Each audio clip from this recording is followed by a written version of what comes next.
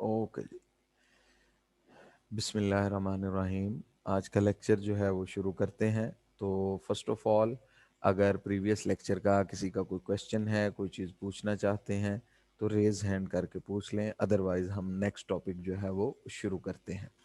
जी, कल के लेक्चर का कोई क्वेश्चन, कोई भी प्रॉब्लम?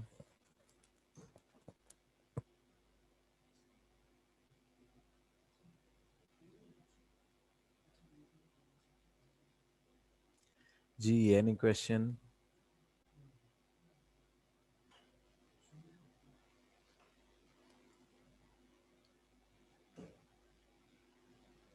ओके जी, देन कल हमने मनी एंड इन्फ्लेशन के चैप्टर में जो है वो बार्टर सिस्टम के प्रॉब्लम्स और उसके बाद फिर एवोल्यूशन ऑफ मनी जो है उसको अंडरस्टैंड किया कि जो आज से 2 से 3 हज़ार साल पहले की सिचुएशन थी, उससे हम आज तक की मॉडर्न वर्ल्ड में स्टेप बाय स्टेप जो है वो किस तरह से आए हैं। और ट्रांजैक्शन के लिए आज से 2-3 हज़ार साल पहले क्या सिनारियो एग्जिस्ट करता था और आजकल की तजारत, ट्रेड या ट्रांजैक्शंस जो हैं वो किस तरह से हो रही हैं। उसी कनेक्शन में स्टिल अभी हमने 2 से 3 क्वेश्चन और करने हैं, जिससे हमें ओवरऑल आइडिया डेवलप होगा कि एक्चुअली आजकल जो हम करेंसी नोट्स या कॉइन्स, सिक्के वगैरह यूज़ करते हैं, बाजार जाते हैं, पेमेंट करते हैं, हम जॉब करते हैं तो उसकी पेमेंट भी, सैलरी भी हम करेंसी नोट्स की शक्ल में वसूल कर रहे हैं। तो यानी आजकल के दौर में हर तरह की ट्रांजैक्शन, वो सर्विसेज का मुआवजा हो, वो गुड्स के बदले में कीमत अदा करनी हो, हर चीज़ की ट्रांजैक्शन जो है वो मीडियम ऑफ एक्सचेंज, उस ट्रांजैक्शन में करेंसी ही यूज हो रही है, करेंसी नोट्स एंड कॉइन्स। तो उसको फर्दर अंडरस्टैंड करने के लिए ये एक 4 नंबर का क्वेश्चन है, फंक्शंस ऑफ मनी। बेसिकली जो प्रोफेसर क्राउथर की डेफिनेशन थी कि हम किसी भी ऐसे लीगल टेंडर को जो है वो मनी कंसीडर करते हैं जिसमें 4 इंपॉर्टेंट पॉइंट एग्जिस्ट करते हो, तो उन चारों को ही फंक्शंस ऑफ मनी कहा जाता है। मतलब मेरे पास अगर 100 रुपए का या 5,000 रुपए का या 1,000 रुपए का करेंसी नोट है, तो this currency note must perform 4 functions. ये 4 काम लाजमी करेगा। Number 1, act as a medium of exchange. मैं इसको कारोबार में, तिजारत में, खरीदो फरोख्त में, कोई गुड्स या सर्विसेज खरीदना चाहता हूं या बेचना चाहता हूं तो उसमें इस्तेमाल करूंगा।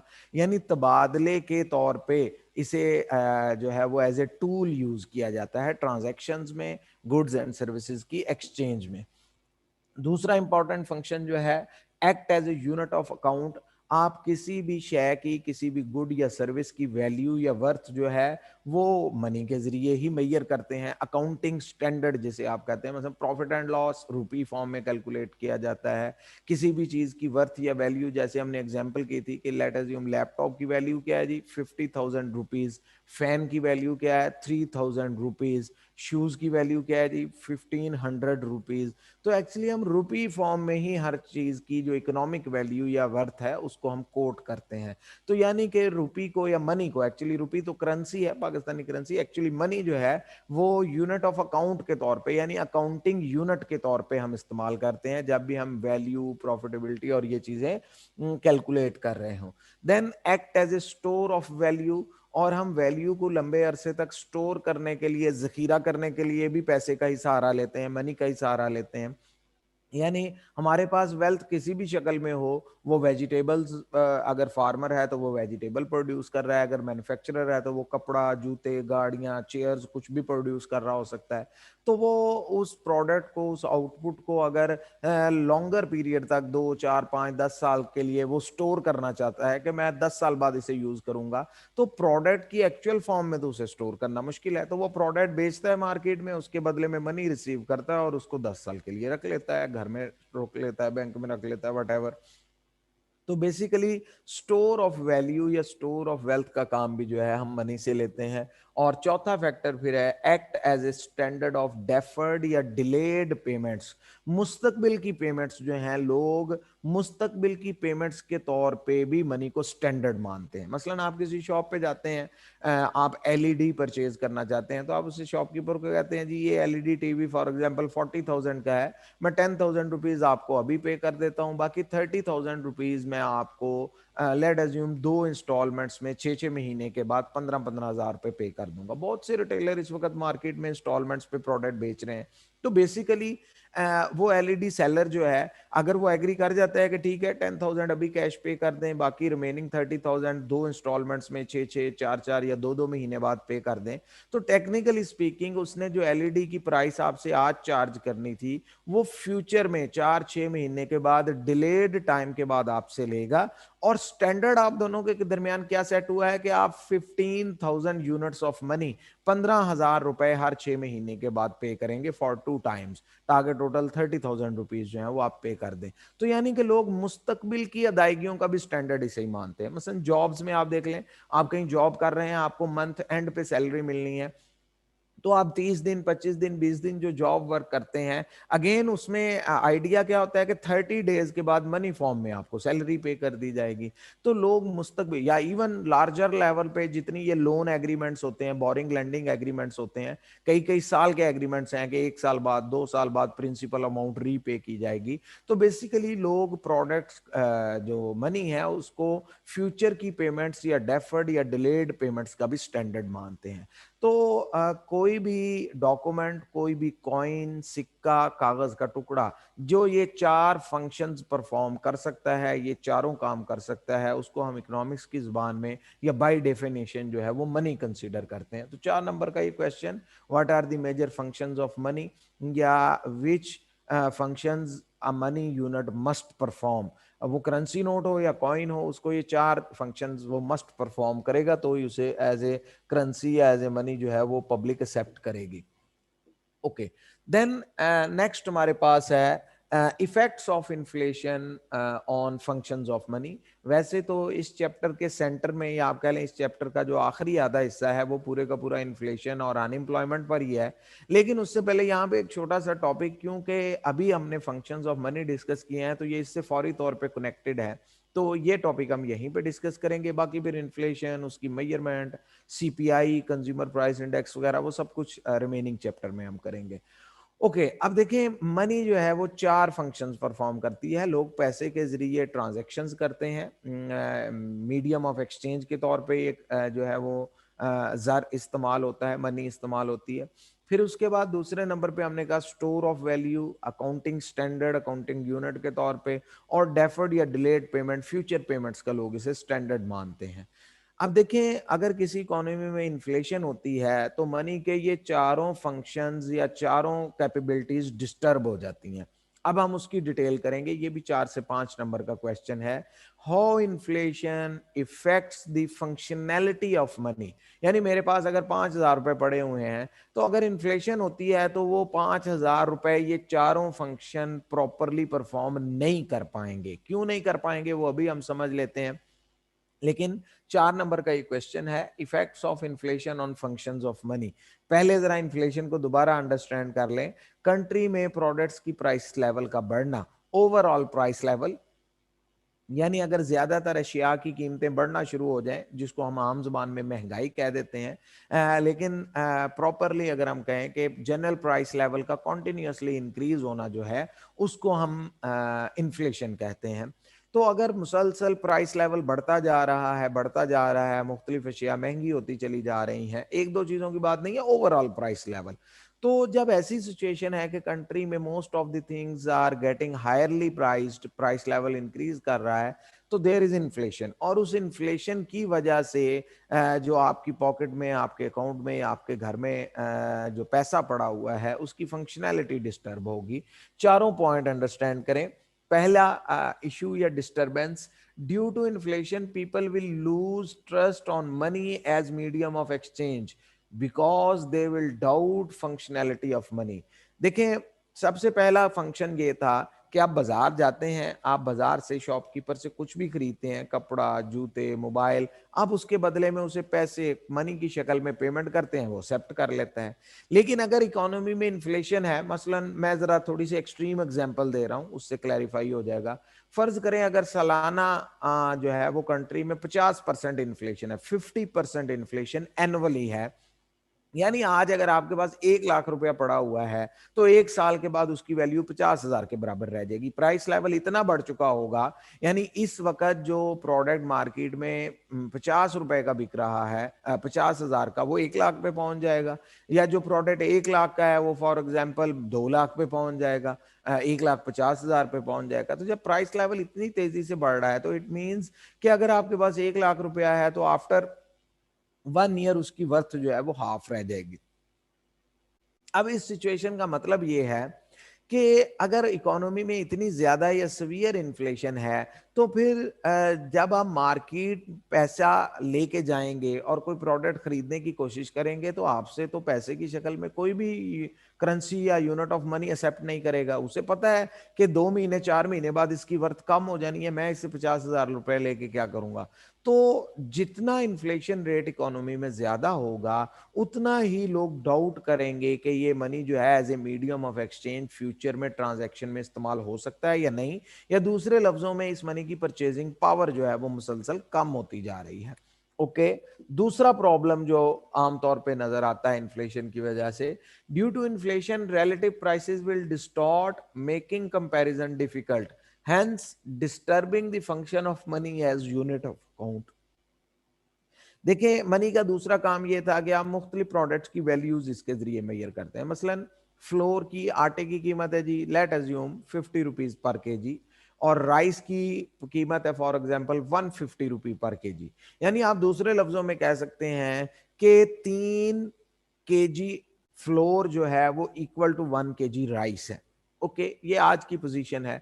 लेकिन अगर लेट अज्यूम अगले 2 महीने में 4 महीने में राइस की प्राइस तो 150 पर ही रहती है लेकिन फ्लोर की प्राइस 50 रुपए से बढ़ के 100 पे पहुंच जाती है, तो रिलेटिव रिलेशन दोनों का डिस्टर्ब हो गया है। अब आप मनी फॉर्म में कंपेयर नहीं कर पाएंगे कि हम 3 kg फ्लोर की कीमत से 1 kg राइस परचेज कर सकते हैं या नहीं कर सकते, या रिवर्स कर लें कि 1 kg राइस की प्राइस जो कि 150 थी, हम क्या उतनी मनी में जो है वो 3 kg फ्लोर आप परचेज कर सकेंगे? ऑब्वियसली नहीं कर सकेंगे, फ्लोर की प्राइस बढ़ चुकी है।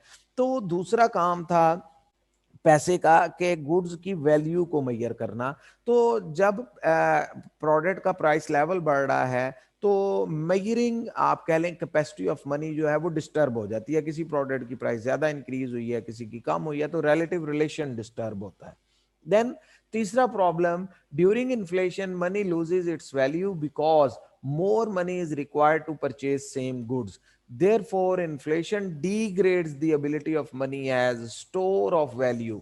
फिर मनी का एक इंपॉर्टेंट फंक्शन ये था कि लोग इसे जो है वो स्टोर ऑफ वैल्यू के तौर पे इस्तेमाल में लाते हैं कि लोग उसके किसी भी पर्सन के पास कोई भी प्रोडक्ट या आउटपुट है, वेजिटेबल, फ्रूट, कपड़ा, शूज, वो उसको बेचता है, पैसे की शक्ल में स्टोर कर लेता था वेल्थ को। लेकिन अब नजर ये आ रहा है कि इन्फ्लेशन की वजह से जो आप आज 1 लाख रुपया रखेंगे वो 6 महीने बाद या 1 साल बाद उसकी वर्थ 50,000 के बराबर रह जाएगी, या प्राइस लेवल बढ़ने की वजह से और कम वैल्यू कम होगी तो वो 25,000 के इक्वल रह जाएगा।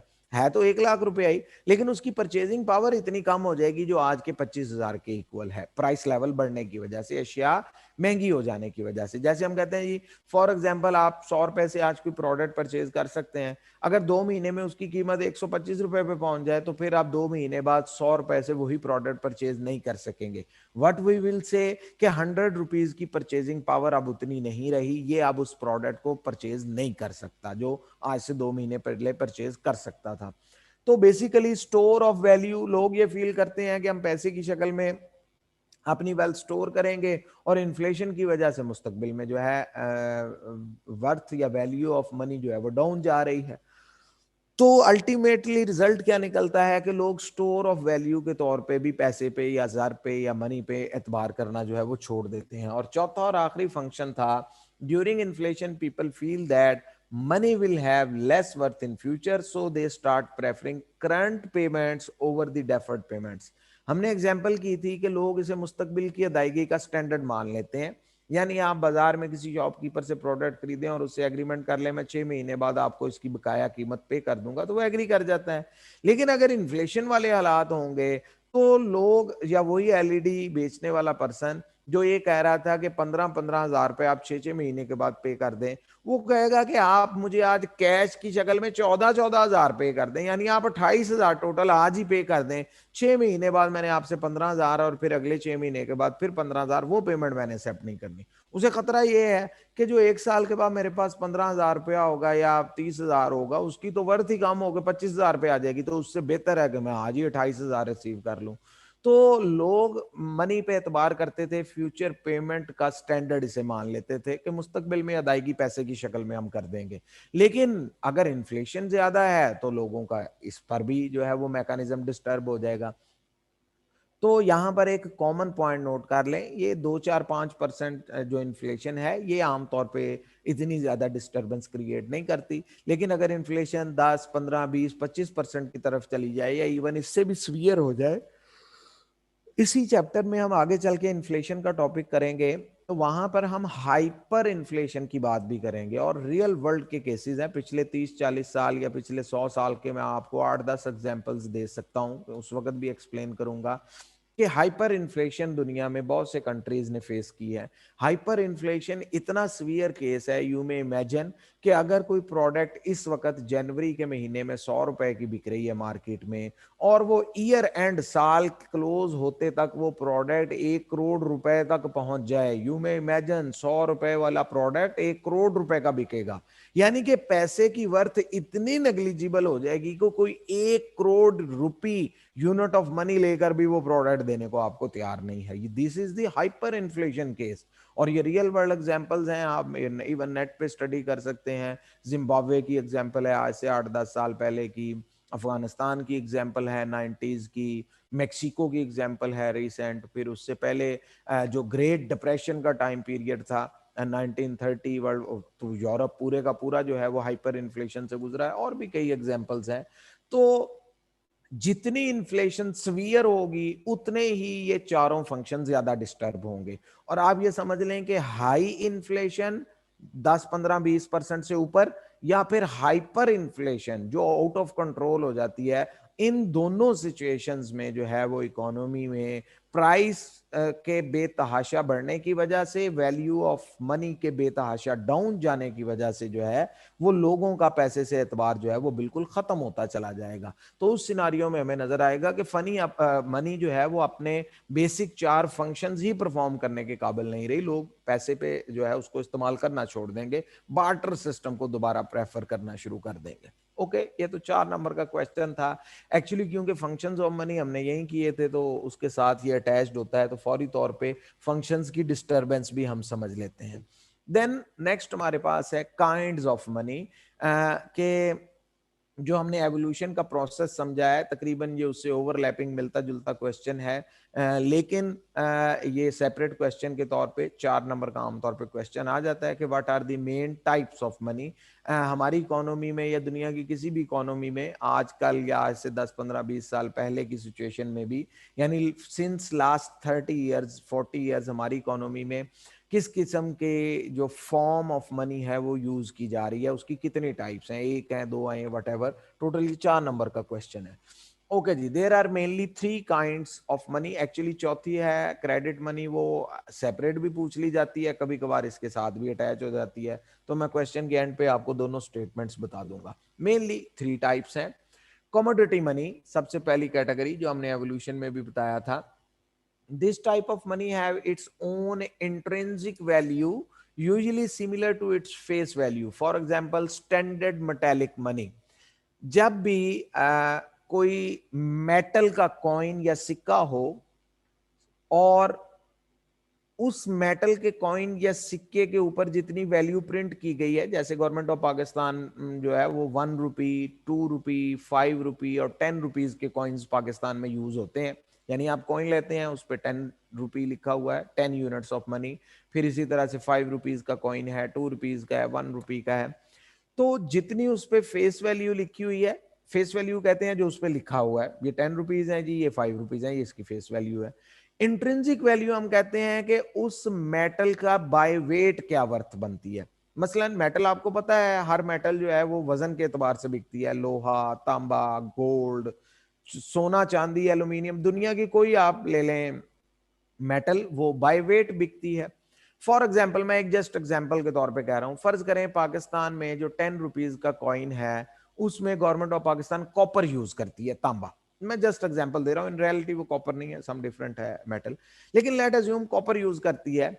और मार्केट में कॉपर जो है वो फॉर एग्जांपल 800 रुपए किलो है, या मैं चले आसानी के लिए कर लेता हूं 1000 रुपए पर केजी कॉपर मार्केट में बिकता है।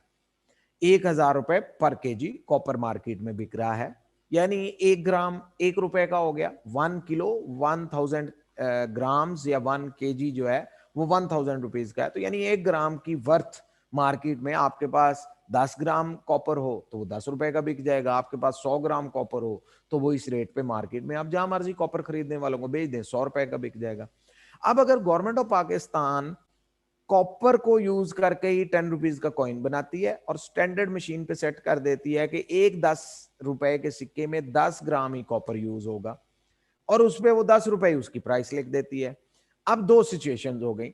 अगर इस 10 रुपए को सिक्के को आप एक्सट्रीम हीट में पिघला कर इसकी शेप खत्म करके एज ए कॉपर भी मार्केट में बेचे तो ये 10 रुपए का ही बिकेगा, क्योंकि कॉपर का 1 ग्राम 1 रुपए का है, इसकी टोटल वेट 10 ग्राम बनता है, 10 रुपए का मार्केट में जहां मर्जी बेच लें। और अगर आप उस पर लिखी हुई वैल्यू के तौर पे उसे मार्केट में इस्तेमाल करना चाहें कि ये गवर्नमेंट ऑफ पाकिस्तान ने कॉइन बनाया हुआ है, 10 रुपए के तौर पे इस्तेमाल होता है, तो भी उसकी वर्थ 10 रुपए ही है। तो जो उस मेटल की अपनी वर्थ है उसे इंट्रिंसिक वैल्यू कहा जाता है, और जो उस पर लिखी गई वर्थ है उसे फेस वैल्यू कहा जाता है। किसी भी कंट्री में कोई भी ऐसा कॉइन जिसके मेटल की वर्थ और उस पर लिखी गई वर्थ दोनों आपस में इक्वल हों, उसको स्टैंडर्ड मेटेलिक मनी कहा जाता है। कॉमोडिटी मनी की first type standard metallic money. दूसरे नंबर पे है commodity backed money. Commodity backed money Pakistan में फिलहाल नोट कर लें कि स्टैंडर्ड मेटेलिक मनी कोई नहीं है। ये चारों के चारों कॉइन्स 1, 2, 5 और 10 रुपए का कॉइन ये स्टैंडर्ड मेटेलिक मनी नहीं है। ओके, ये कौन सी कैटेगरी है अभी इसके बाद हम करते हैं। तो फिलहाल पाकिस्तान में आज से 10-12 साल पहले 15 साल पहले तक 1 रुपी का जो कॉइन होता था वो स्टैंडर्ड मेटेलिक मनी था, लेकिन फिलहाल कोई स्टैंडर्ड मेटेलिक मनी नहीं है पाकिस्तान में। 1 पाउंड जो इंग्लैंड का है वो स्टैंडर्ड मेटेलिक मनी है। इस वक्त $1 का कॉइन जो है, नहीं $1 का नहीं, आई थिंक 1 डाइम जो है वहां का, या $1 वो भी स्टैंडर्ड मेटालिक मनी है। खैर, okay. Then commodity backed money, इसको गोल्ड स्टैंडर्ड भी कहा जाता है। This type of money is usually in the form of less valued material, यानी कि जो कॉमोडिटी बैक्ड मनी होती है वो जिस मटेरियल से बनाई जाती है उसकी अपनी वर्थ तो बहुत कम होती है, ना होने के बराबर भी होती है, आप कह लेंगे बहुत कम होती है। However, its face value is backed या supported by real commodities such as gold, लेकिन उसके ऊपर फेस वैल्यू बहुत ज्यादा लिख दी जाती है। मसलन आपकी पॉकेट में, पर्सेस में जितने भी करेंसी नोट्स हैं पाकिस्तान के, 100 रुपए का, 500 रुपए का, 5000 रुपए का, अब वो है तो कागज का टुकड़ा, कागज के उस टुकड़े की अपनी वर्थ तो शायद 1 रुपया या 2 रुपए के बराबर भी ना हो। आप उसे कागज के टुकड़े के तौर पे मार्केट में बेचना चाहें तो वो 1 रुपए के तौर पे भी नहीं बिक सकता, इतनी उसकी वर्थ कम है, यानी उसकी अपनी इंट्रिंसिक वैल्यू तो कोई नहीं है। लेकिन गवर्नमेंट ऑफ पाकिस्तान ने उस पर प्रिंट कर दिया जी ये 5000 यूनिट ऑफ मनी है, 1000 यूनिट ऑफ मनी है, और पब्लिक 22 करोड़ पब्लिक भी और इंटरनेशनली भी पब्लिक उसको एक्सेप्ट कर लेती है। मोबाइल फोन खरीदते हैं, 2 कागज के टुकड़े देते हैं शॉपकीपर को 10,000 रुपीज के तौर पे, 5-5 हजार के, वो एक्सेप्ट कर लेता है। आपको एक 10,000 रुपए की वर्थ की चीज वो 2 कागज के टुकड़ों के दे देता है। तो इन कागज के टुकड़ों की इतनी वर्थ क्यों बन गई है? एक्चुअली इन कागज के टुकड़ों की वर्थ को सपोर्ट किया जा रहा है इसकी बैक पे कोई वैल्यूएबल चीज रख के, और आमतौर पे दुनिया में गोल्ड स्टैंडर्ड यूज होता है। अब आपके पास जो करेंसी नोट्स हैं उन पे 2 सेंटेंस लिखे हुए हैं जो बहुत इंपॉर्टेंट है। नंबर 1, गवर्नमेंट ऑफ पाकिस्तान या हुकूमत पाकिस्तान की जमानत से जारी हुआ, यानी ये currency note government of Pakistan की गारंटी से जारी किया जा रहा है, गवर्नमेंट इज ग्रंटर। और उसके साथ एक और लिखा हुआ है सेंटेंस, हामले हाजा को मुतालबा पर अदा करेगा। State bank of Pakistan responsible है, बैंक दौलत Pakistan, state bank of Pakistan responsible है हर उस शख्स को गोल्ड प्रोवाइड करने का जो ये करेंसी नोट लेके बैंक के पास चला जाए। यानी अगर आपको जरा सा भी शक हो या आपके प्रॉब्लम आए कि ये तो कागज का टुकड़ा है, इसकी तो वर्थ ही कोई नहीं है, आप 1 लाख रुपए के करेंसी नोट, वो बेशक 1000 रुपीज के हों वो बेशक 5-5 हजार के 20 नोट हों। आप 1 लाख रुपया लेके बैंक के पास चले जाते हैं, स्टेट बैंक के, और उसे कहते हैं जी ये अपने जारी किए हुए कागज के नोट अपने पास रख लें और मुझे इसके इक्वल 1 लाख रुपए के इक्वल जितना गोल्ड बनता है, फर्ज करें आजकल के हिसाब से हम कहते हैं जी 9 ग्राम्स बनता है, तो state bank, central bank of the country is responsible to pay you 9 grams of gold. Actually gold है जिसपे एतबार करके पब्लिक इसको इस्तेमाल कर रही है। दुनिया के तमाम करेंसी नोट्स जो है वो इसी सेटअप पे चल रहे हैं। That is called commodity backed money, यानी कि बैक पे कमोडिटी है लेकिन एक्चुअली उसकी अपनी वर्थ जो है वो नहीं है। तो दुनिया की जितनी भी पेपर करेंसी है, ऑल दी पेपर मनी या पेपर करेंसी जो है वो इसी तरह से गोल्ड से सपोर्ट की जा रही है और उस पर गारंटी नोट्स लिखे जाते हैं। ओके, देन नेक्स्ट है हमारे पास फियाट मनी। इसको भी जरा अंडरस्टैंड कर लें। Fiat money has neither intrinsic value nor backed by any real commodity. Fiat money वो कैटेगरी है जिसकी ना तो अपनी कोई इंट्रिंसिक वैल्यू है, यानी उसमें जो मेटल या मटेरियल जो भी यूज हो रहा है उसकी अपनी वर्थ भी इतनी नहीं है कि आप उसे पिघला के खत्म करके बेचना चाहें तो उसके बदले में कुछ मिल जाए, और ना ही उसकी बैक पे सेंट्रल बैंक ने या हुकूमत ने कोई गोल्ड रखा है और उस पर ना कोई ऐसा गारंटी नोट लिखा हुआ है कि आप ये कॉइन या कागज का टुकड़ा लेके आ जाएंगे तो हम आपको पे कर देंगे गोल्ड इसके बदले में। ना गारंटी है, ना उसकी बैक पे गोल्ड है, और ना उस मेटल की, उस मटेरियल की अपनी वर्थ है। दोनों ही काम नहीं है। तो फियाट मनी बेसिकली किस बुनियाद पे फिर यूज हो रही है? Paper money of small denominations and token metallic money, ये only it's solely supported by the decree, by the order of the state. सिर्फ गवर्नमेंट के ऑर्डर की वजह से लोग इसे एक्सेप्ट कर रहे हैं। पाकिस्तान में इस वक्त ये जो चारों कॉइन्स हैं, 1, 2, 5 एंड 10 रुपीज के कॉइन, ये चारों कॉइन फियाट मनी है। इस कैटेगरी में जितना पैसा इकोनॉमी में सर्कुलेट हो रहा है, ना तो इसकी बैक पे सेंट्रल बैंक के पास गोल्ड पड़ा हुआ है और ना ही इसमें यूज होने वाली मेटल की इतनी वर्थ है। यानी 1 रुपए में जो मेटल यूज हो रही है उसकी वर्थ 1 रुपए से भी कम है। जो 2 या 5 रुपए के कॉइन में मेटल यूज हो रही है उसको आप पिघला के बेचेंगे तो शायद उसकी वर्थ 1 रुपया भी ना बने। तो उस मेटल की अपनी वर्थ भी कम है, प्लस इसके साथ साथ जो है उसकी बैक पे कोई गोल्ड भी नहीं है। तो आमतौर पे ये देखें, अब ना आपने गारंटी के तौर पे गोल्ड रखा है, ना उस मेटल की अपनी वर्थ है, तो आप इस कैटेगरी में कोई बड़ा करेंसी नोट या आप कह लें बड़ी वैल्यू का कॉइन जारी नहीं कर सकेंगे, पब्लिक एक्सेप्ट ही नहीं करेगी। आप फियाट मनी की कैटेगरी में 5,000 रुपए का नोट जारी कर दें, कौन कबूल करेगा मार्केट में? ना उसके पीछे गोल्ड है, ना उसकी कागज के टुकड़े की अपनी वर्थ है।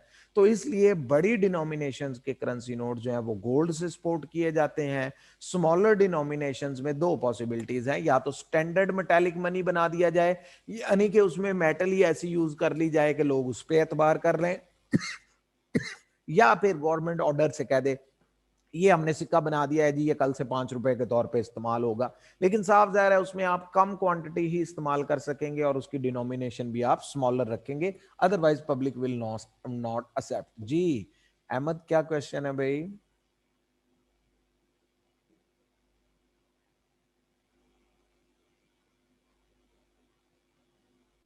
आपका बच्चे माइक नहीं अनम्यूट हो रहा।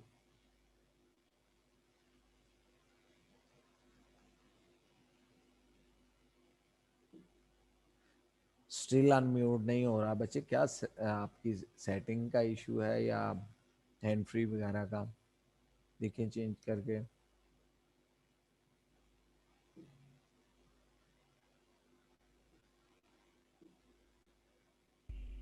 जी जी सर, हो गया।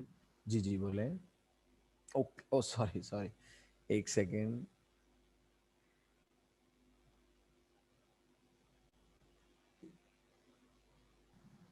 जी जी आप बोले।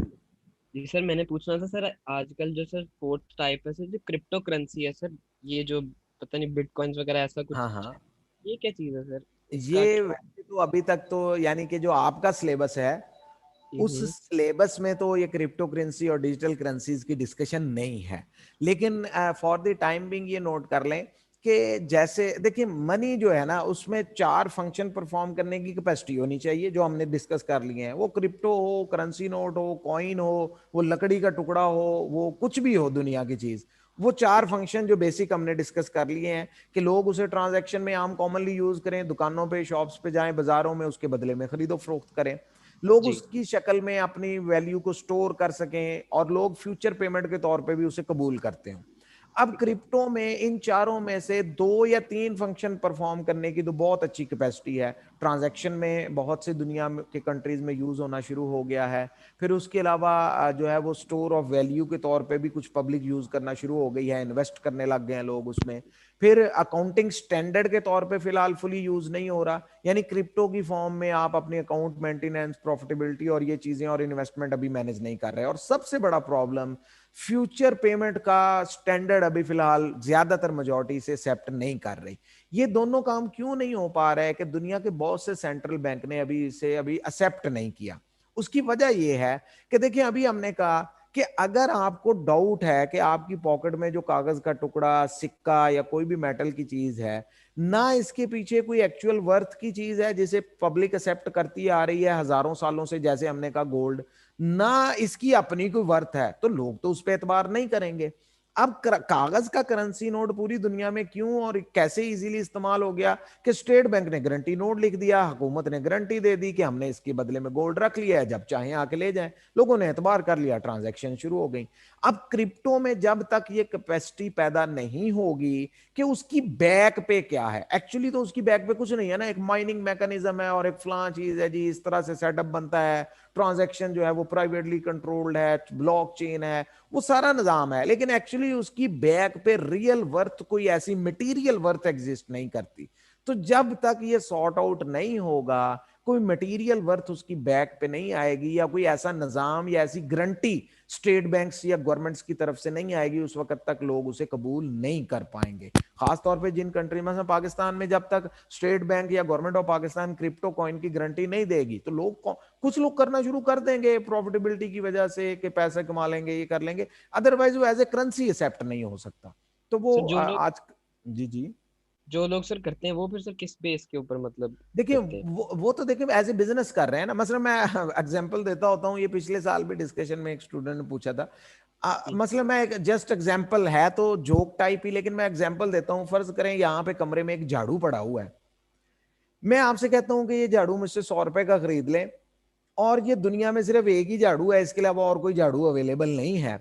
अब होता क्या है जी, आप मुझसे 100 रुपए का खरीद लेते हैं, मुझे कल को जरूरत है, ट्रांजैक्शन में कहीं वो इस्तेमाल हो सकता है या वो किसी काम आ सकता है, मैं आपसे 120 रुपए का खरीद लेता हूँ, कोई तीसरा पर्सन है वो 130 का खरीद लेता है, कोई चौथा पर्सन, यानी वो प्रोडक्ट वही पड़ा हुआ है, लेकिन उसकी प्राइस सेलिंग परचेजिंग की वजह से बढ़ती चली जा रही है।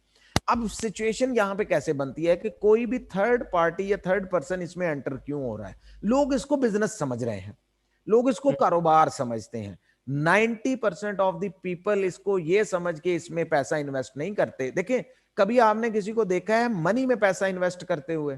लोग कैश इन्वेस्ट करते हैं कारोबार में, यानी पैसा देकर मशीन खरीदते हैं प्रोडक्शन करने के लिए। और क्रिप्टो की सेंस क्या है? लोग अपना रियल एसेट बेच के इसमें इन्वेस्ट कर रहे हैं, यानी ये एक करेंसी की फॉर्म बन गई है। जैसे आप कह लें डॉलर और पाकिस्तानी रुपी है, आपको हम्म। उम्मीद है जी डॉलर 170 रुपए पे चला जाएगा, आप पाकिस्तानी रुपी दे के डॉलर लेके घर आ जाते हैं। जब वो 170 पे पहुंच जाता है, आप डॉलर बेच के वापस पाकिस्तानी रुपी ले आते हैं। तो you are converting the shape of currencies just, इससे ज्यादा इसकी टेक्निकली जो है वो एक्चुअल वर्थ एग्जिस्ट नहीं करती। अब क्योंकि उसमें प्रॉफिटेबिलिटी है, ट्रांजैक्शंस हो रही हैं, उसकी प्राइस फ्लक्चुएट करती है, तो 90% लोग तो सिर्फ इन्वेस्टमेंट पर्पज के लिए जाते हैं। 100 का खरीदेंगे, 200 का बेचेंगे, 2 लाख का खरीदेंगे, 4 लाख का बेचेंगे, तो वो तो इस पर्पज के लिए जाते हैं एज ए इन्वेस्टमेंट। उनको सेंस ही नहीं है कि ये एक्चुअल तो कुछ भी नहीं है, सिर्फ करेंसी कन्वर्जन का काम है, ये कोई एसेट तो है नहीं रियली जो दुनिया में एग्जिस्ट कर रहा हो। Okay sir, thank you. Okay जी, देन ये हमारे पास बेसिकली 3 नंबर का मैंने आपसे बताया था, ये क्वेश्चन है कमोडिटी मनी, कमोडिटी बैक्ड या गोल्ड स्टैंडर्ड, और फियाट मनी। यहां पे एक एडिशनल पॉइंट नोट कर लें एमसीक्यू या शॉर्ट क्वेश्चन के सेंस में, वैसे तो डायरेक्टली आपके सिलेबस में नहीं है, लेकिन आई थिंक के किसी पास्ट पेपर में ये क्वेश्चन पूछ लिया गया था, जस्ट 2 मार्क्स का। ये जो गोल्ड स्टैंडर्ड है, कमोडिटी बैक्ड मनी, इसके पूरी दुनिया में 2 तरीके जो है वो यूज किए जाते हैं। बहुत फ्यू चंद कंट्रीज हैं, ऑस्ट्रेलिया, जापान में भी एक आध शायद कोई और हो, जो 100% रूल फॉलो करता है, और 90% या मोर देन 90% कंट्रीज दुनिया के जो हैं वो परसेंटेज सिस्टम फॉलो करते हैं। यानी 100% सिस्टम और परसेंटेज सिस्टम में फर्क क्या है, ये समझ लें।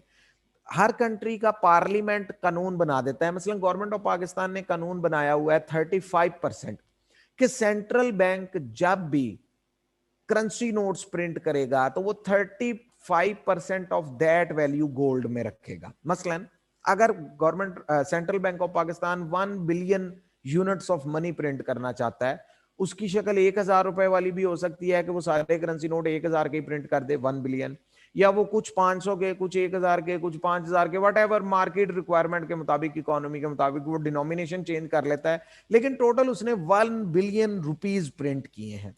अब 1 बिलियन रुपीज प्रिंट करने के लिए 35 करोड़, 35% ऑफ दैट 35 करोड़ का जितना गोल्ड बनता है, मैं जस्ट एग्जांपल कह रहा हूं, 35 करोड़ का फर्ज करें गोल्ड बनता है जी, लेट अज्यूम 1.5 kg।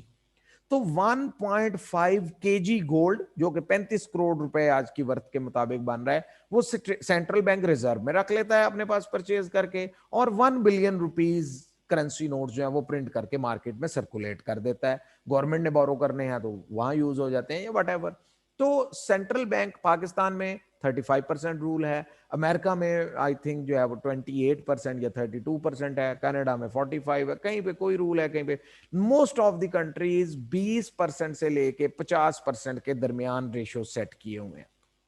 अच्छा, अब ये एक तरह का आप कह लें मार्जिन लिया हुआ है गवर्नमेंट्स ने, कि क्योंकि गवर्नमेंट्स हैं, प्रॉपर मैकेनिज्म है, वो गारंटी प्रोवाइडर हैं, गोल्ड रिजर्व में रखा जा रहा है, तो इसलिए लोग एतबार करते चले आ रहे हैं कि ठीक है हमारे जो करेंसी नोट्स हैं, और आप कह लें 200 साल 300 साल से ये निज़ाम चलता आ रहा है, तो इसलिए वो एक स्टेब्लिश मैकेनिज्म बन गया है। लेकिन स्टिल दुनिया के कुछ कंट्रीज ऐसे हैं, जैसे मैंने कहा Australia, Japan, may be 1-2 countries और हों, आप नेट पे सर्च कर सकते हैं, who follow the 100% fiduciary system या 100% rule, and which countries are following percentage। Most of the country percentage पे ही है, वेरी रेयर कंट्रीज फ्यू हैं जो 100% पे हैं। तो गोल्ड स्टैंडर्ड पे दो मैकेनिज्म यूज किए जाते हैं कि कितना गोल्ड जो है वो बैक में रखा जाएगा, 100% गोल्ड होगा या some percentage of the total amount होगा।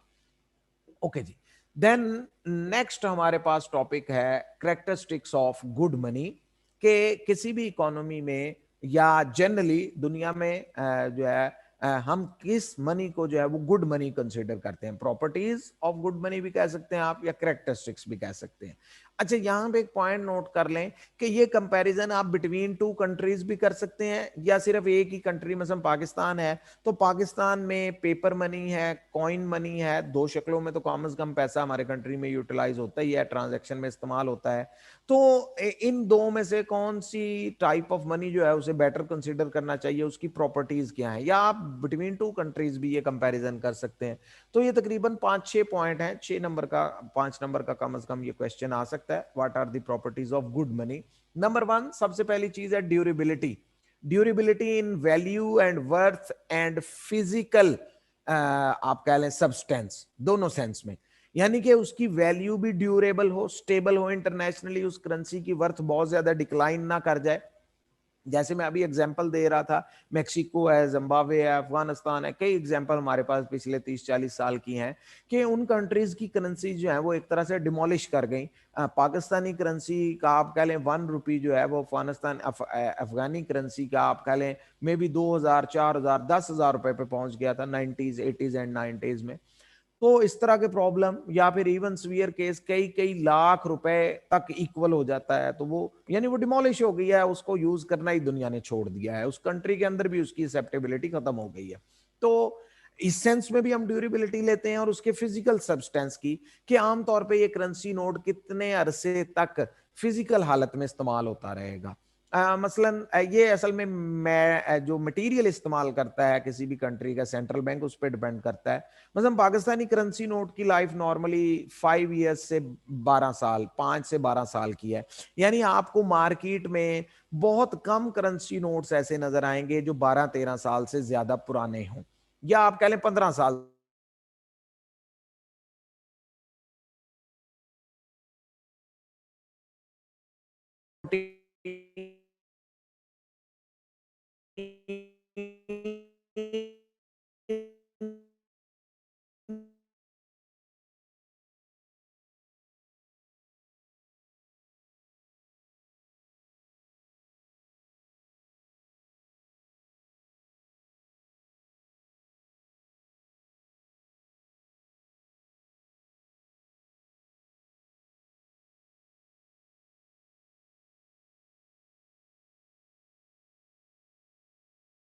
2, 5 और 10, चार डिनोमिनेशन तो कॉइन्स की शक्ल में है। फिर 10, 20, 50, 100, 500, 1000 और 5000, 6-7 डिनोमिनेशन हमारे पास करेंसी नोट्स में भी हैं। अब इस वजह से कंट्री में ट्रांजैक्शन बहुत आसान है। आप बाजार जाएं, कोई भी चीज खरीदना बेचना चाहें, आप पेमेंट आसानी से कर लेंगे। लेकिन मैं जस्ट एग्जांपल कह रहा हूं, फर्ज करें पाकिस्तान में एक ही कॉइन हो 10 रुपीज का और एक ही करेंसी नोट हो 100 या 500 रुपए का, तो मार्केट में तो ट्रांजैक्शन करना मुसीबत बन जाएगी कि किसी चीज की प्राइस 50 रुपए है, किसी की 200 है, किसी की 10 है, किसी की 25 है, किसी की 500 है, किसी की 5 लाख है। तो सिर्फ इन दो डिनोमिनेशन से ही आप तमाम पेमेंट्स क्लियर करना मुश्किल हो जाएगा। तो इसलिए जितनी ज्यादा डिनोमिनेशंस होती हैं किसी भी कंट्री की में, उतना ही उस मनी को जो है वो गुड मनी कंसीडर किया जाता है। देन ट्रांसफरेबिलिटी या ट्रांसपोर्टेबिलिटी, एक जगह से दूसरी जगह मनी को ट्रांसफर करना कितना आसान है, ये विद इन कंट्री कैरी करने की सेंस में आप कह सकते हैं। मतलब आपको पता होगा कि गवर्नमेंट ऑफ पाकिस्तान ने पिछले 4-5 सालों में तमाम करेंसी नोट्स के साइज रिड्यूस कर दिए, 1000, 500, 1 by 1 सारे के सारे रिप्लेस कर दिए गए। अब पाकिस्तान में स्मॉलर करेंसी नोट यूज होता है। तो मेन एक रीजन, और भी कई रीजन थी, कॉस्ट थी, रिप्लेसमेंट थी और कई चीजें, लेकिन एक रीजन उनमें से कैरी करना, ट्रांसफरेबिलिटी है कि पॉकेट में कैरी करना, पर्स में रखना, मूव करना इजी हो जाए, आसान हो जाए, वॉल्यूम्स जरा कम हो जाए बड़ी पेमेंट्स के लिए खास तौर पे। तो ये एक वजह थी। और फिर इसके अलावा इंटरनेशनल जो है वो ट्रांसफरेबिलिटी या मूवेबिलिटी डिपेंड करती है कि आपकी करेंसी जो है वो कंट्री के अंदर या दूसरे मुल्कों के अंदर कितनी जल्दी एक्सेप्ट कर ली जाती है बैंक्स में, मनी चेंजर्स के पास। आप किसी ऐसे कंट्री की करेंसी, मसलन आप फॉर एग्जांपल कोई भी छोटा अफ्रीका का कंट्री है, तो उस करेंसी नोट को आप किसी बैंक में ले जाएं तो शायद उसको जल्दी कोई एक्सचेंज करने के लिए तैयार ना हो। डॉलर या रियाल आप किसी भी बैंक में ले जाएं, वो एक्सेप्ट कर लेते हैं फौरी तौर पे। तो ट्रांसफर करना किसी करेंसी को एक जगह से दूसरी जगह या ट्रांसपोर्ट मूव करना कितना आसान है, इस पे डिपेंड करता है। देन नॉन काउंटरफीटिंग, काउंटरफीट कहते हैं इलीगल प्रिंटिंग ऑफ मनी, या आप कह लें नकली करेंसी आप कह लें, या जाली, दोनों वर्ड यूज होते हैं। तो जितना किसी करेंसी को इलीगली या फेक जो है वो प्रिंट करना मुश्किल होगा, उतना ही वो गुड मनी कंसीडर होगी।